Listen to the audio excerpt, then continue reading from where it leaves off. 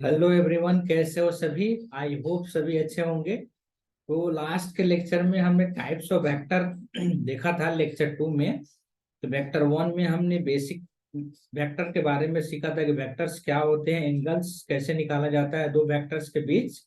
और second lecture में हमने टाइप्स ऑफ वेक्टर स्टार्ट किया था, राइट। तो जिसमें बहुत सारे वेक्टर्स का टाइप्स हमने देखा था।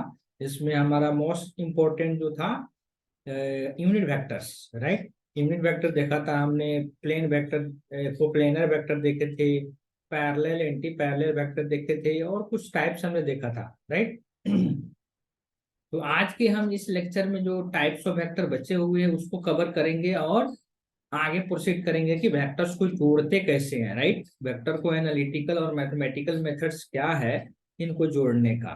ओके, चलिए। तो फर्स्ट हम इसमें जो बाकी बचे हुए टाइप्स ऑफ वेक्टर है वो देख लेते हैं। तो फर्स्ट जो टाइप हमारा बचा हुआ है, इसमें नेक्स्ट हमारा है पोजीशन वेक्टर, राइट। तो पोजीशन वेक्टर, पोजीशन वेक्टर क्या होता है, what is position vector. Suppose मैं आपसे पूछूं तो what is the distance of Delhi, तो आपका आंसर क्या होगा। तो आपका आंसर इमीडिएटली होगा कि सर आप from where you are asking, मतलब कहाँ से आप ये डिस्टेंस पूछ रहे हो। जैसे लाइक दिल्ली का जो डिस्टेंस है पटना से कुछ और है, रांची से कुछ और है, कोलकाता से कुछ और है, लाइक दिस। तो किस इसका मतलब ये है कि किसी भी पार्टिकल का या किसी भी ऑब्जेक्ट का अगर आपको पोजीशन बताना है तो there must be a reference point. Like Delhi के केस में हमने रेफरेंस क्या बोला, पटना, रांची, कोलकाता। यहाँ से हम डिस्टेंसेस बताएंगे क्योंकि सब जगह से डिस्टेंस दिल्ली का अलग अलग है।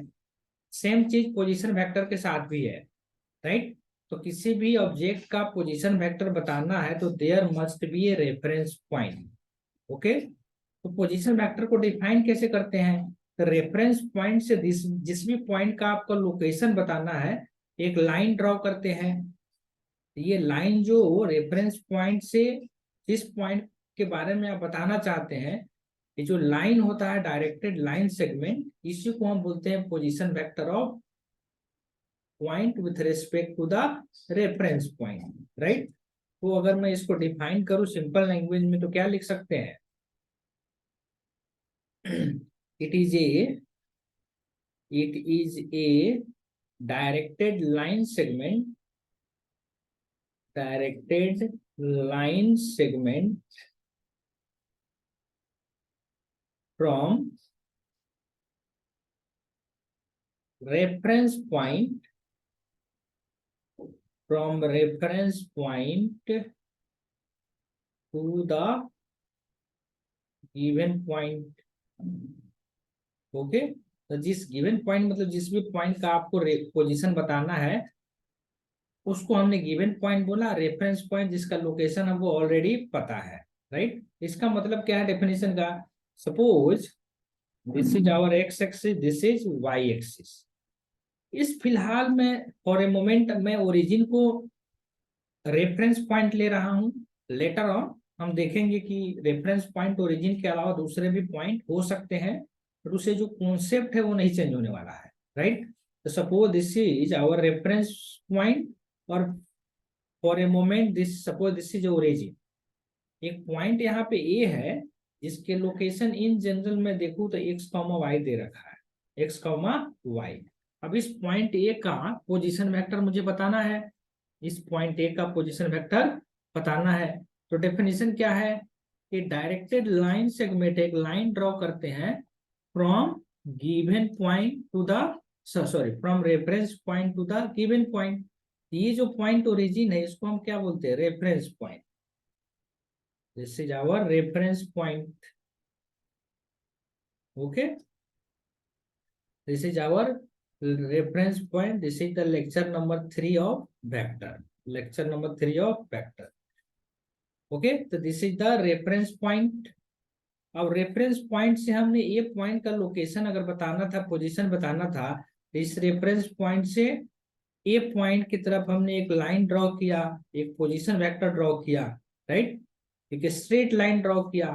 तो जो ओ ए है, O A vector is position vector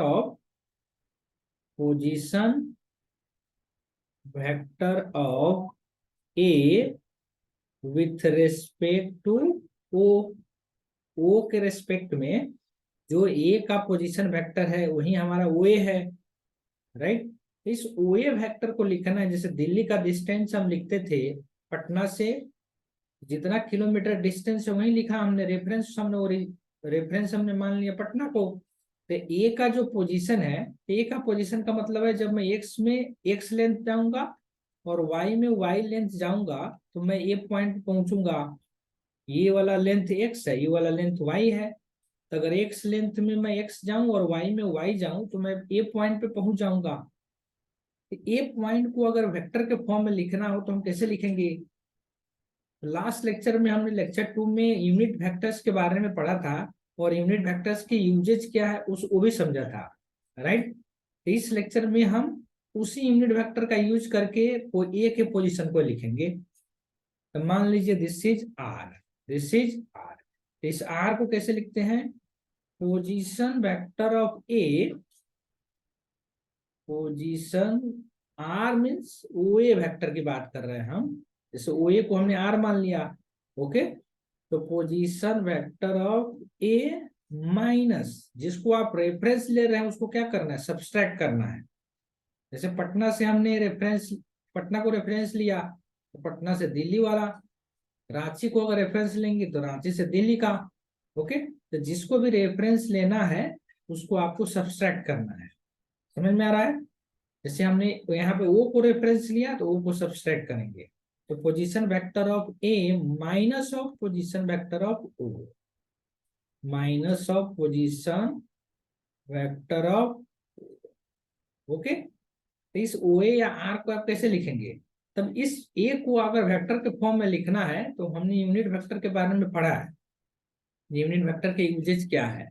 इसको आप चाहे तो ऐसे लिख सकते, एक्स में लेंथ है एक्स और एक्स के डायरेक्शन में जो यूनिट वेक्टर होता है आई कैप, जिसको वेक्टर के फॉर्म में लिखना है तो क्या करेंगे? एक्स आई कैप प्लस वाई जे कैप, क्योंकि जे के वेक्टर में वाई के डायरेक्शन में जो यूनिट वेक्टर है वो जे है। तो this is the position vector of A, और ओ को हमने ओरिजिन मान रखा है, तो this is O I plus O J, okay. तो क्या हो जाएगा ये? अब सेम टाइप का जो क्वांटिटी है उसको एक साथ रख देंगे, जैसे आई को हम आई के साथ और जे को जे के साथ, क्या बन जाएगा ये? तो x minus zero I cap plus y minus zero J cap, क्या हो जाएगा ये? X I plus y J, x I plus y J. अगर आपने लेक्चर 2 नहीं देखा है तो आपको जाकर वो देखना चाहिए। तो अगर आप उसको एक बार देखते हैं तो फिर ये लेक्चर आपको अच्छे से समझ में आएगा, राइट।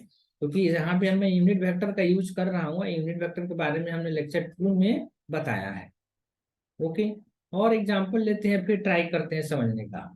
जैसे मान लीजिए एक्स वाई प्लेन में दो पॉइंट्स है, एक्स वाई प्लेन में दो पॉइंट है, this is A, suppose this point is x1 comma y1 और this point is b x2 comma y2। अगर मुझे ए बी वेक्टर को लिखना है तो कैसे लिखेंगे? जैसे मैंने बोला ए बी वेक्टर, अब position vector of B with respect to A लिखना है। तो आपको यहाँ पे अगर ए का पोजीशन x1 कॉमा y1 दिया है और बी का पोजीशन x2 कॉमा y2 दिया है, तो ए का पोजीशन x1 y1 देने का मतलब है कहीं ना कहीं ओरिजिन हमने मान रखा है, और बी का पोजीशन अगर x2 y2 दिया है तो हमने कहीं ना कहीं ओरिजिन माना है, उसके रेस्पेक्ट में इसका पोजीशन है। Got the point? अब हमको क्या करना है? बी का पोजीशन वेक्टर ए के रेस्पेक्ट में निकालना है। जैसे ए बी को कैसे रीड करेंगे? Position vector of, position vector of B with respect to A, with respect to A. मतलब ये है जिसका भी पोजीशन वेक्टर निकालना है किसी के रेस्पेक्ट में, तो जिसके भी रेस्पेक्ट में आपको निकालना है उसको आपको सब्सट्रैक्ट करना है, ओके। जैसे बी का पोजीशन वेक्टर तो हम कैसे लिखेंगे, x2 I cap plus y2 J cap, क्योंकि अगर बी पे मुझे पहुंचना है तो एक्स में लेन कितना चलना पड़ेगा, x2, और वाई में लेन y2, तब जाकर मैं बी पे पहुंचूंगा। और एक्स और वाई के डायरेक्शन में हमको यूनिट वेक्टर पता है, तो अगर वेक्टर के फॉर्म में मुझे लिखना है तो क्या यूज कर लेंगे, उस यूनिट वेक्टर का। What point, now position vector of, हमने बी लिख लिया, now position vector of A. Position vector of A कितना है, x1 y1, तो x1 I cap plus y1 J cap. Okay, अब सेम टाइप के क्वांटिटी को आपको एक साथ लिख देना है, जैसे आई को आई के साथ और जे को जे के साथ। ओके, तो क्या हो जाएगा ये, x2 I cap minus of x1 I cap plus y2 J cap minus y1 of J cap, y1 of J cap.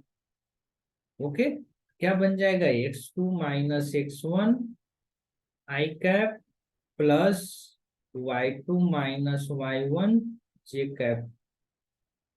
तो किसी भी पॉइंट का पोजीशन वेक्टर आपको निकालना है किसी के रेस्पेक्ट में, तो जिसके भी रेस्पेक्ट में निकालना है उसको आपको सब्सट्रैक्ट करना है। समझ में आ रहा है बात, आई होप आपको समझ में आया होगा ये पॉइंट। नाउ कुछ प्रॉब्लम लेते हैं फिर उसको समझने की कोशिश करते हैं।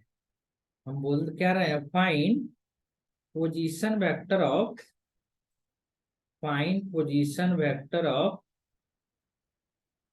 P with respect to Q, with respect to Q। अब हम P भी दे देते हैं, सपोज P पॉइंट जो है 2, 3, 5। अब हम स्पेस में चले गए, मतलब एक्स वाई प्लेन से हम एक्स वाई जेड प्लेन में चले गए, जैसे 2, 3, 5। और Q के बारे में दे रखा है, Q पॉइंट इज 3, 2, 9। अब हम क्या निकालना है, find position vector of P with respect to Q, with respect to Q, मतलब QP वेक्टर निकालना है। जैसे PQ को हम यहाँ पे अगर बोले तो आप जस्ट स्क्रीन को पॉज कर लीजिए और ट्राई कीजिए कि कितना आंसर आएगा इसका। एक चीज मैं बता देना चाहता हूँ, जो मैं यहाँ पे पूरा कंटिन्यू करने वाला हूँ, 11th का फिजिक्स का सारे लेक्चर यहाँ पे मिलेंगे। और वेक्टर्स के, स्पेशली वेक्टर के केस में जब टॉपिक खत्म हो जाएंगे तब लास्ट में मैं बेसिक मैथ और वेक्टर्स के जो क्वेश्चन है, मतलब जेई टाइप के क्वेश्चन और HLP type high level problem को मैं दोनों अपलोड कर दूंगा, यहाँ पे लिंक शेयर कर दूंगा, जहां से आप इजिली उसको एक्सेस कर सकते हैं। और सोल्यूशन का भी लिंक दे दूंगा जो आप, जहां से आप समझ जाएंगे। राइट, जो बच्चे मेरा वीडियो देख रहे हैं वो मेरे Telegram channel Tesla school of physics भी ज्वाइन कर सकते हैं। वहां पे मैं रेगुलर अपडेट देते रहता हूँ क्वेश्चन के थ्रू। जैसे मान लीजिए कोई पीडीएफ शेयर करना है किसी क्वेश्चन का या किसी टॉपिक का, तो वहां पे मैं शेयर करता हूँ। बुक्स वगैरह के बारे में भी मैं पीडीएफ शेयर करता हूँ अगर बच्चे बोलते हैं तो। राइट, तो रेगुलर अपडेट के लिए आपको मेरा Telegram channel Tesla school of physics join करना चाहिए। यूट्यूब चैनल तो आप देख ही रहे हैं, टेस्ला स्कूल ऑफ फिजिक्स। अगर आपको लेक्चर अच्छा लग रहा है तो अपने फ्रेंड्स के साथ, दोस्तों के साथ इसको शेयर कीजिए। Thank you. चलिए, तो हमने हमने क्या बोला, जैसे यहाँ पे ध्यान दीजिए, जैसे ए बी वेक्टर है, position vector of B with respect to A. अब हमको निकालना है position vector of P with respect to Q, respect to Q. जैसे यहाँ पे क्या किया था, हमने बी का निकाला था ए के रेस्पेक्ट में, position vector of B with respect to A को हमने घटाया था। अब यहाँ पे निकालना है position vector of P with respect to Q. क्या हो जाएगा ये, क्यूपी वेक्टर। इसको रीड कैसे करेंगे, position vector of, position vector of P with respect to Q. जिसके भी रेस्पेक्ट में आपको निकालना है उसको आपको सब्सट्रैक्ट करना है। तो पी का पोजीशन वेक्टर कितना है, इसको आई जे के टर्म में लिखिए। तो पी को अगर आई के टर्म में लिखेंगे तो अब क्या आएगा, 2i plus 3j plus 5k। ये तो P आ गया, माइनस ऑफ Q, Q कितना 3i plus 2j plus 9k। Okay, तो आप आई को आई के साथ रख दीजिए, जे को जे के साथ रख दीजिए, फिर सोल्व कीजिए। आई को आई के साथ, जे को जे के साथ, और के को के के साथ। देखो सेम टाइप का क्वांटिटी को ही हम जोड़ सकते हैं, डिफरेंट टाइप को क्वांटिटी को तो हम जोड़ नहीं सकते हैं। तो 2 और -3i, तो 2i माइनस ऑफ 3i एक साथ कर लिया, plus 3j minus of 2j। Okay, plus 5k minus of 9k। क्या आ जाएगा ये, -i cap plus j cap minus of 4k cap. तो ये आ गया आपका QP। ये वेक्टर क्या आ गया, QP, that is position vector of P with respect to Q। अगर आपसे पूछा जाए, आई होप ये समझ में आया होगा आपको QP कैसे निकालना है। अगर आपसे पूछा जाए PQ निकालिए, पोजीशन वेक्टर ऑफ, जैसे यहाँ पे QP निकाला था, position of vector of P with respect to Q, यहाँ पे हमने बोला PQ, position vector of Q with respect to P। इसको कैसे लिखेंगे, position vector of Q with respect to P। क्या लिखेंगे, Q जो पोजीशन वेक्टर है, इसको अगर ऐसे लिखा जाए तो OQ भी लिख सकते हैं, क्योंकि Q का जो पोजीशन है ओरिजिन के रिस्पेक्ट में है, और P का जो पोजीशन है O के रिस्पेक्ट में है। तो आप चाहो तो Q को OQ भी लिख सकते हैं और P को OP भी लिख सकते हैं। और आप चाहे तो इसको ऐसे भी लिख सकते हैं, position vector of Q minus position vector of P। Okay, क्योंकि जब Q का पोजीशन जो दे रखा है कहीं भी, जैसे यहाँ पे A का जो पोजीशन दे रखा है x1, y1, तो किसके रिस्पेक्ट में, ओरिजिन के रिस्पेक्ट में। B का पोजीशन वेक्टर क्या है, अगर x2 y2 है तो ओरिजिन के रिस्पेक्ट में। तो सेम चीज यहाँ भी है, जैसे Q मतलब ओरिजिन के रिस्पेक्ट में, तो OQ हम लिख सकते हैं, P को OP लिख सकते हैं। समझ में आ रहा है। तो Q को आपको लिखना है, Q कितना दे रखा है, 329। तो इसको वेक्टर के फॉर्म में लिख दीजिए, 3i plus 2j plus 9k minus of position vector of P। P को कैसे लिखेंगे आप, P देख लीजिए, 235, 2i 3j 5k।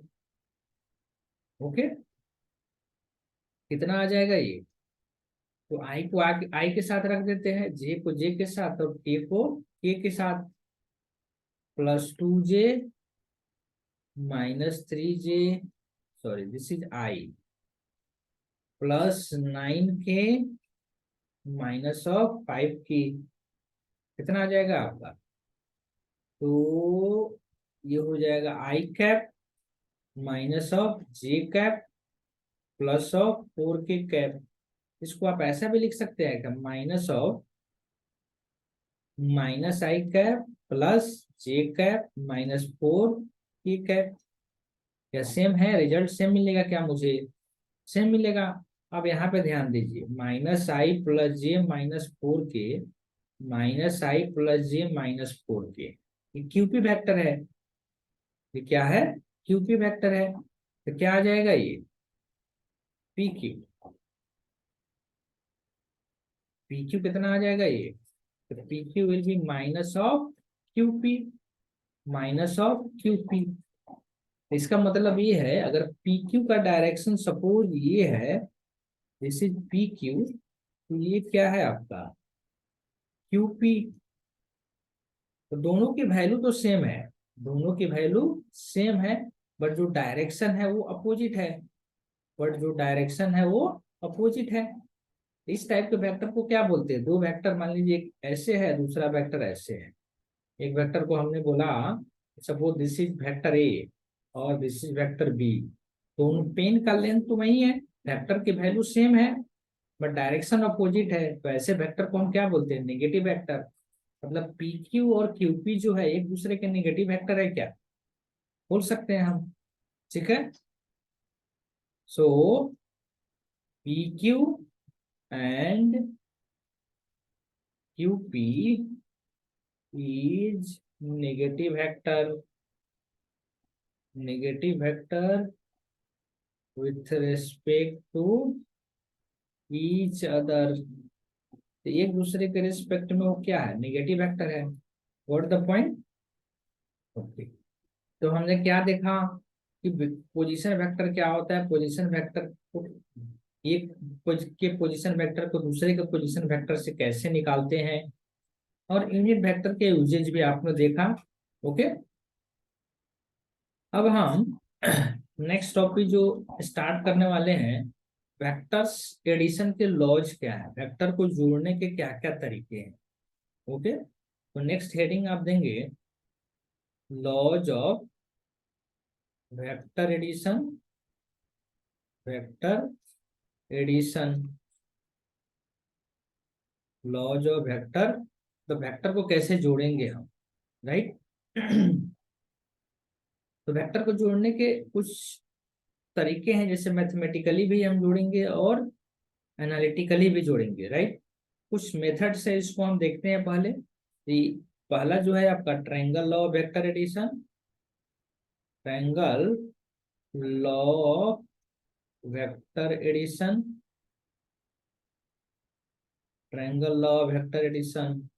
दूसरा क्या है, parallelogram, parallelogram law of vector addition, parallelogram law of vector addition. और लास्ट में हम इसको जनरलाइज कर देंगे, polygon law of vector addition, polygon law of vector addition. Okay. तो हमने क्या बोला है, जब वेक्टर और बेसिक मैथ्स हम अपना हो जाएगा तब लास्ट में मैं इसका वीडियो अपलोड, क्वेश्चंस अपलोड कर दूंगा, जहां से आप प्रैक्टिस कर सकते हैं, उसका सलूशन भी मैं दे दूंगा। ओके। चलिए, तो हम देखते हैं कि ट्रायंगल लॉ वेक्टर एडिशन क्या है, और फिर इसके ये बेसिक पढ़ने के बाद हम देखेंगे मैथमेटिकली कैसे हम दो वेक्टर्स को जोड़ते हैं। Okay. What is the statement of triangle law vector addition, heading देंगे triangle law of vector addition, triangle laws of vector addition. ये स्टेटमेंट क्या है, ट्रायंगल लॉ बोलता क्या है, इसके बारे में हमको देखना है। ओके। चलिए, तो इसमें क्या है, दो वेक्टर्स है, सपोज दो वेक्टर्स यहाँ पे दे रखे हैं, this is vector A and this is vector B. अब इन दोनों वेक्टर्स को मुझे जोड़ने हैं। तो वेक्टर्स का जो एडिशन है is not like a algebraic addition, 3 + 4 5 हो गया। तो वेक्टर्स को जोड़ने के कुछ सर्टेन रूल्स है, उसी रूल्स के अकॉर्डिंग आपको वेक्टर को ऐड करना पड़ेगा। Okay. This is not like a mango and potato. तो वेक्टर्स को जोड़ने के जो तरीके हैं वो हमको सीखना पड़ेगा। जैसे ट्रायंगल लॉ की बात कर रहे हैं हम, तो what is the statement of triangle law. तो ट्रायंगल लॉ में करते क्या है, जैसे मान लीजिए दो वेक्टर हमने एज्यूम किया, वेक्टर ए एंड बी, और इनके बीच का एंगल मान लिया थीटा। तो किसी एक वेक्टर को फिक्स कर देंगे और दूसरे वेक्टर को हम ट्रांसलेट करेंगे। तो एज आई सेड अर्लियर कि if you translate a vector in the same plane without rotating the vector,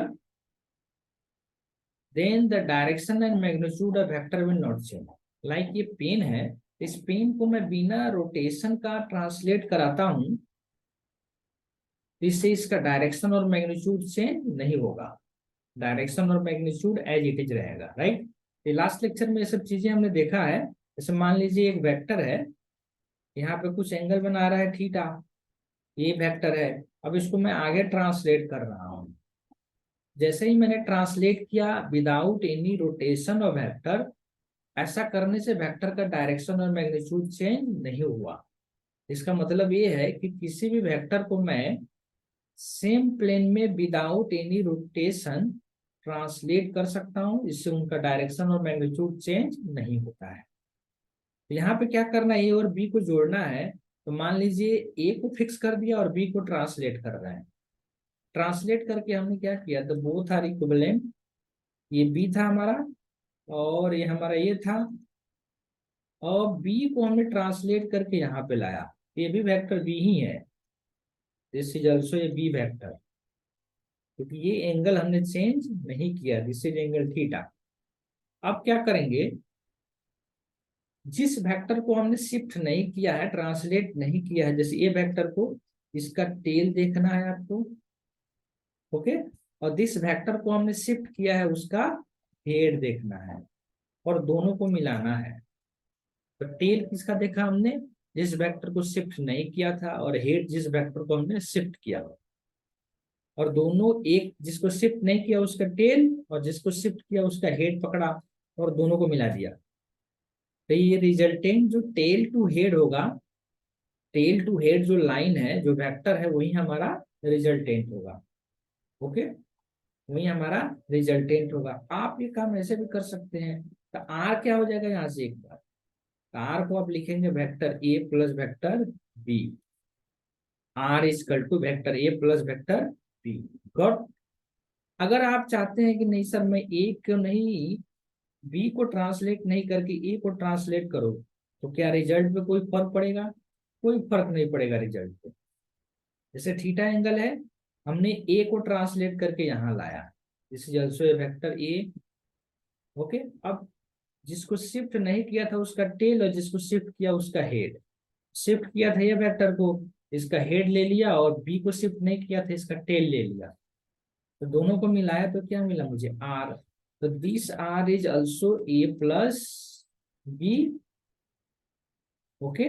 और आप ए प्लस बी को बी प्लस ए भी लिख सकते हैं, बी प्लस ए भी लिख सकते हैं, राइट। तो क्या किया हमने, what you did here, first shift fix one vector and translate another vector, till that moment the tail of translated vector and head of fixed vector coincide each other. Now join the tail of fixed vector and head of translated vector, the line joining the tail to head gives the resultant vector, okay. Whether you are translating a or b, it doesn't matter, the result is same, the result is same. What you can write here, it means that जो vector addition है वो, ये जो हमने लिखा a plus B equal to B plus A, what is the meaning of this, इससे क्या information निकल रहा है, इसके अकॉर्डिंग जो वेक्टर एडिशन है वो कॉम्यूटेटिव लॉ को फॉलो कर रहा है। कॉम्यूटेटिव मींस ए प्लस बी अब स्वेप करना है, ए की जगह बी लिखिए और बी की जगह ए लिखिए, तो रिजल्ट पे कोई फर्क नहीं पड़ रहा है, तो इसको बोलते हैं कॉम्यूटेटिव। लाइक आप क्या लिख सकते हैं, vector algebra, algebra follow commutative law, commutative vector algebra बोलना ठीक नहीं है, vector addition, right, vector addition, क्योंकि अलजेब्रा में मल्टीप्लिकेशन भी आते हैं, तो मल्टीप्लिकेशन में मैटर करता है, लाइक वेक्टर को आप एक वेक्टर की जगह बी और बी वेक्टर की एक जगह लिखेंगे तो वेक्टर चेंज होता है, तो एडिशन बोलिए ज्यादा करेक्ट है। तो vector addition follow commutative law, that is A plus B is equal to B plus A plus B is equal to B plus A. Triangle law आपने देख लिया, क्योंकि ट्रायंगल लॉ में यहाँ पे हमने देखा कि जो रिजल्टेंट वेक्टर है वो बाकी दो वेक्टर्स का सम है, और ये निकालते कैसे हैं रिजल्टेंट, तो tail head gives the resultant vector. Tail किसका लेना है, टेल लेना है आपको फिक्स वेक्टर का, और हेड लेना है ट्रांसलेटेड वेक्टर का, तो क्या देगा आपको resultant vector, okay. Now next हम देखते हैं parallelogram law vector addition, parallelogram law of vector addition, okay. Parallelogram law of vector addition क्या है, सेम ही है, बस थोड़ा स्टेटमेंट का फर्क है और कुछ नहीं। जैसे मान लीजिए वेक्टर ए है, suppose this is vector B, this is vector A, this is vector A, और इनके बीच एंगल थीटा दे रखा है, इनके बीच एंगल थीटा दे रखा है। अब मुझे इनको जोड़ना है, तो as I said you can translate the vector in the same plane without rotating the vector. तो हमने ए को शिफ्ट कर दिया, अब हमने बी को शिफ्ट कर दिया, ए को भी शिफ्ट कर दिया, बी को भी शिफ्ट कर दिया। ये क्या बन रहा है, जैसे मान लीजिए पी क्यू आर एस, एक जो क्वाड्रेटरल बन रहा है किस टाइप का है, ये पैरेललोग्राम है। क्योंकि पैरेललोग्राम में आपने देखा होगा, जब कोई क्वाड्रेटरल पैरेललोग्राम है तो सामने वाला साइड इक्वल और अपोजिट लेंथ का पैरेलल भी होते हैं। सेम यहाँ पे ये जो है इसके पैरेलल है और इक्वल लेंथ का है। तो यहाँ भी एक जब वेक्टर को हमने शिफ्ट करके एक क्वाड्रेटरल बनाया तो एक पैरेललोग्राम बन रहा है। अब हमको करना क्या है, इसलिए इसको हम parallelogram law of vector addition बोलते हैं। अब करना क्या है, ए और बी का जहाँ पे टेल है और ए और बी का जहाँ पे हेड है उसको आपको ज्वाइन करना है। तो this is the resultant vector, this is the resultant vector. इस आर को आप क्या लिखेंगे, इस R is equal to A plus B, और आप ऐसे भी लिख सकते हैं बी प्लस ए। और जस्ट ये है कि यहाँ पे हमने पैरेललोग्राम बनाया, दोनों वेक्टर को शिफ्ट करके, ट्रायंगल लॉ में किसी एक वेक्टर को शिफ्ट करते थे और पैरेललोग्राम में दोनों वेक्टर को शिफ्ट कर दिया, जो रिजल्टेंट मिला हमको सेम ही मिला, जो ट्रायंगल लॉ से मिला वही हमको पैरेललोग्राम लॉ से भी मिला। रिजल्ट पे कोई फर्क नहीं पड़ेगा, तरीके अलग अलग है, methods are different, but the result we will get is same. Okay, यहाँ पे हो क्या रहा है, दोनों वेक्टर का टेल और दोनों वेक्टर का हेड को मिलाने पे हमको रिजल्टेंट वेक्टर मिल रहा है, राइट। तो लिखेंगे क्या इसमें, in this tells of both vector, both vector and head of both vector, both vector gives the resultant vector, resultant vector। इसका क्या मतलब, that is line joining, line joining the tail, line joining the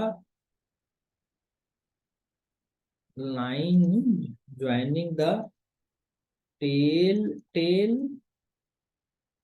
and head, line joining the tail and head gives the resultant vector। क्या दे देगा आपको, gives the resultant vector। Okay, और ये resultant भी किसके बराबर है, ए प्लस बी या बी प्लस ए, क्योंकि वेक्टर एडिशन जो है कॉम्पिटेटिव लॉ को फॉलो करता है। R equal to A plus B लिखिए, बी प्लस ए लिखिए, रिजल्ट सेम है। ओके, ये हो गया आपका parallelogram law. Now polygon law vector addition, next में तो लास्ट वाला जो आपका एडिशन रूल है उसको हम क्या बोलते हैं, पॉलीगन लॉ,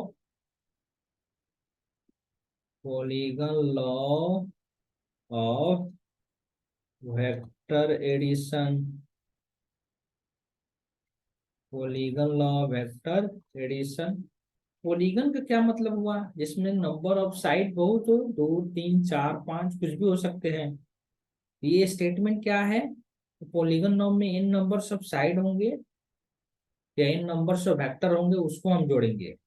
ओके, जैसे मान लीजिए हम बहुत सारे वेक्टर ले रहे हैं, this is vector A, this is vector B, this is vector C, this is vector D, this is vector E, this is vector A, like this.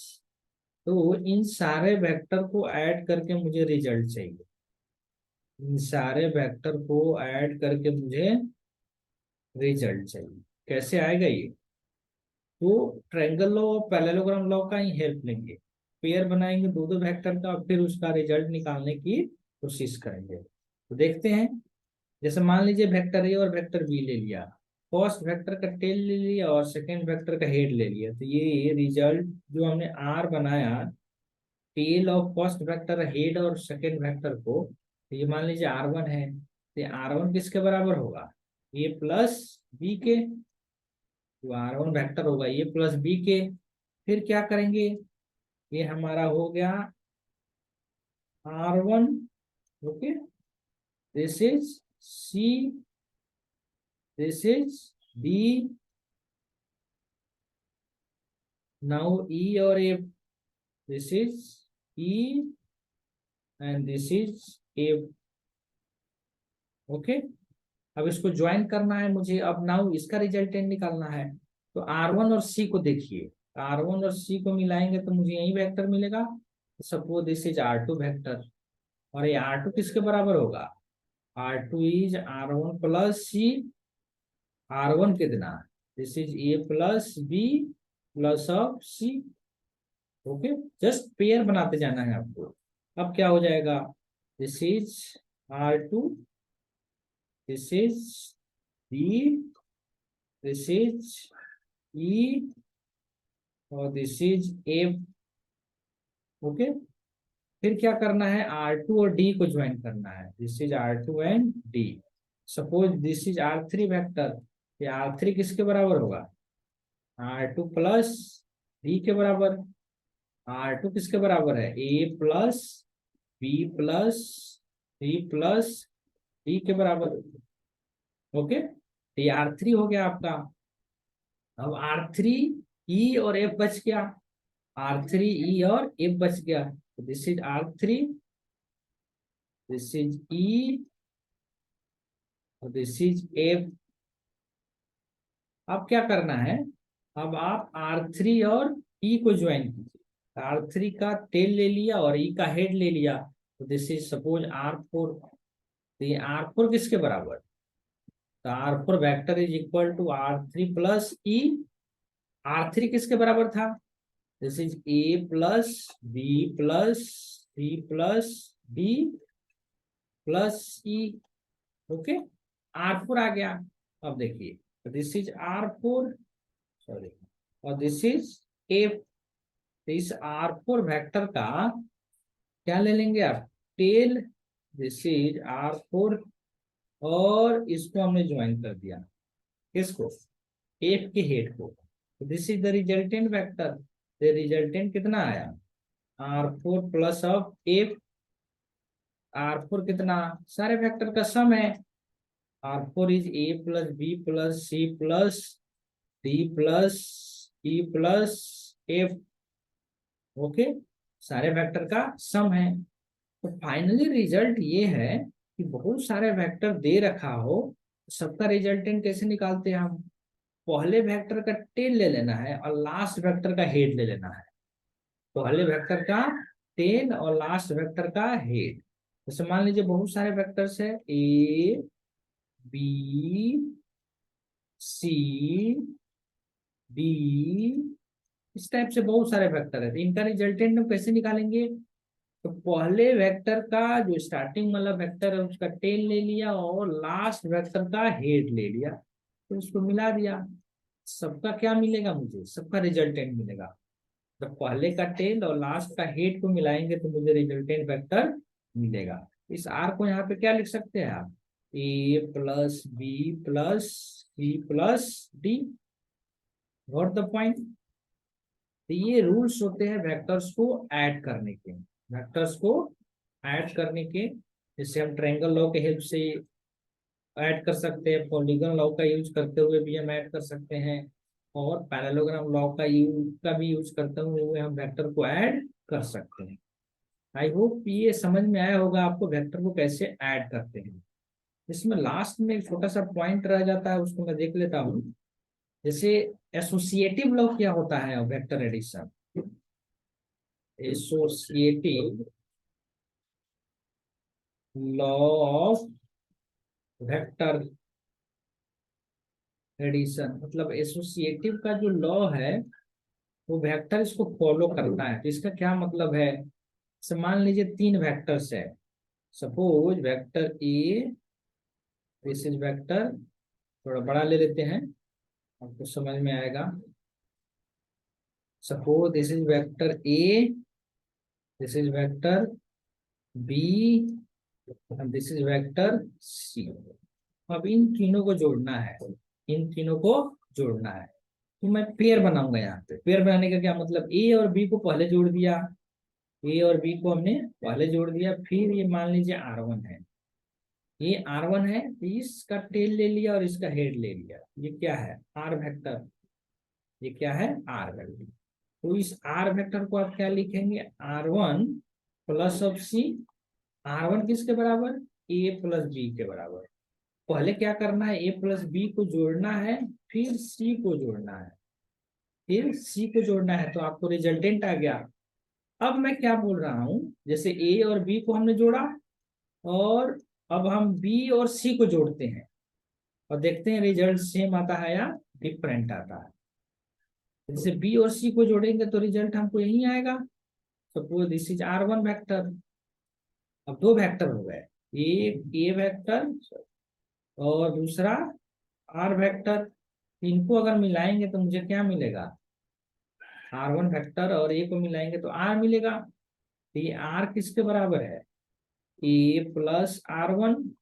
R1 कितना, और R1 है हमारा बी प्लस सी, R1 है हमारा B plus सी। तो मैं ए plus ए और B को जोड़ा और फिर दूसरे तरीके में बी और सी को जोड़ा, तो रिजल्ट पे कोई फर्क हुआ, कोई रिजल्ट पे फर्क नहीं। तो इसको बोलते हैं एसोसिएटिव लॉ। मतलब जो वेक्टर एडिशन है एसोसिएटिव लॉ को फॉलो करता है, that is vector addition, vector addition follow associative law, associative law. Okay, तो A plus B plus C करे, ये मतलब ये है ए प्लस बी को पहले जोड़े फिर सी को जोड़े, या ए प्लस बी प्लस सी, मतलब बी प्लस सी को पहले जोड़े फिर ए को जोड़े, उसे रिजल्ट पे जो अल्टीमेटली है फर्क नहीं पड़ता है। इसी को हम बोलते हैं एसोसिएशन। लाइक वेक्टर एडिशन जो है एसोसिएटिव लॉ को फॉलो करता है। ओके, तो रहने देते हैं आज के इस लेक्चर में। नेक्स्ट लेक्चर में जब हम मिलेंगे तो उसमें हम लेक्चर 4 में फैक्टर्स को मैथमेटिकली कैसे ऐड करते हैं और कुछ प्रॉब्लम भी देखेंगे। ओके, तो अगर आपको लेक्चर पसंद आ रहा है तो अपने दोस्तों के साथ शेयर करना नहीं भूलें, लाइक और कमेंट जरूर करें।